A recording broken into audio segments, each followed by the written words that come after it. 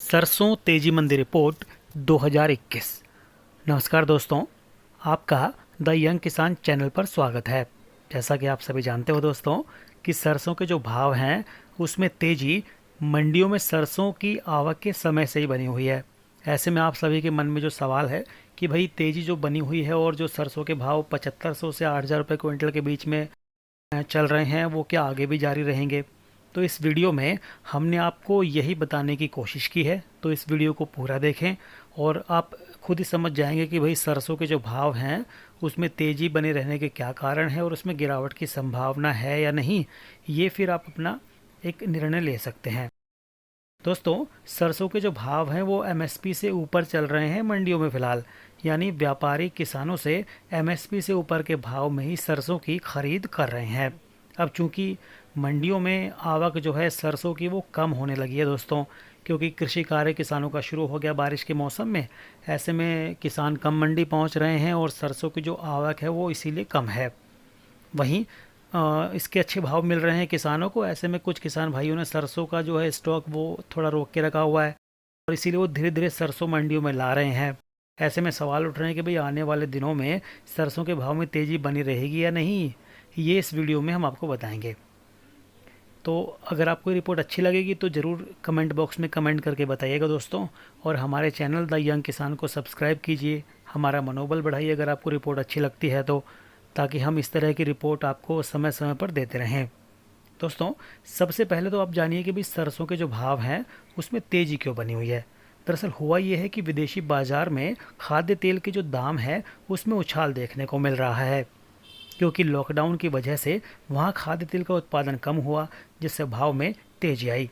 दोस्तों, आपको बताएं कि भारत दुनिया में सबसे ज़्यादा खाद्य तेल आयात करता है, यानी कि हमारे यहाँ खाने का तेल जो है हम लोग विदेशों से मंगाते हैं दोस्तों, और अपनी ज़रूरत का 70% खाद्य तेल हम लोग विदेशों से ही आयात करते हैं, यानी कि मंगवाते हैं।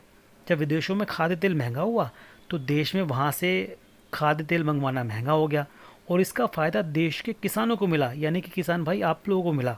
हुआ ये कि जब विदेश से महंगा तेल नहीं मंगवाया गया तो देश के भीतर के बाज़ार में तेल की मांग बढ़ गई, और जब तेल की मांग बढ़ी तो कारोबारियों ने सरसों की खरीद उसी दाम पर करनी शुरू कर दी जिस पर वो मिल रही थी। और इसके बाद सरसों की जो मांग है उसमें अचानक तेज़ी आ गई, यानी सरसों की मांग अचानक बढ़ गई, क्योंकि व्यापारी सरसों की खरीद में जुट गए थे। तो मांग ज़्यादा होने की वजह से सरसों के जो भाव हैं उसमें अच्छी खासी तेज़ी देखने को हम लोगों को मिली, और इसका सीधा फ़ायदा किसान भाइयों को मिला। अब सवाल ये है कि भाई सरसों में कितने दिन तक तेज़ी जारी रहेगी, और इसके जो भाव अभी जो 8000 रुपये कुंटल चल रहे हैं वो इससे ऊपर भी जा सकते हैं या नहीं। तो दोस्तों, बाज़ार सूत्रों के मुताबिक सरसों के जो भाव हैं उसमें फ़िलहाल तेज़ी रहने की पूरी उम्मीद है, क्योंकि गिरावट का कोई कारण दिख तो रहा नहीं है। हाँ, तेज़ी के कारण ज़रूर दिख रहे हैं भाई। देश में लॉकडाउन करीब करीब खुल चुका है, ज़्यादातर राज्यों में बाज़ार खुल चुके हैं, और होटल और रेस्टोरेंट और ढाबों में लोगों के जाने का सिलसिला अब दोस्तों बढ़ गया है। दिवाली का समय यानी त्योहारी सीज़न भी नज़दीक है, और शादियों का सीज़न भी आने वाला है, यानी अक्टूबर और नवंबर का महीना। ऐसे में सरसों के भाव में ज़बरदस्त तेज़ी आने की पूरी संभावना है।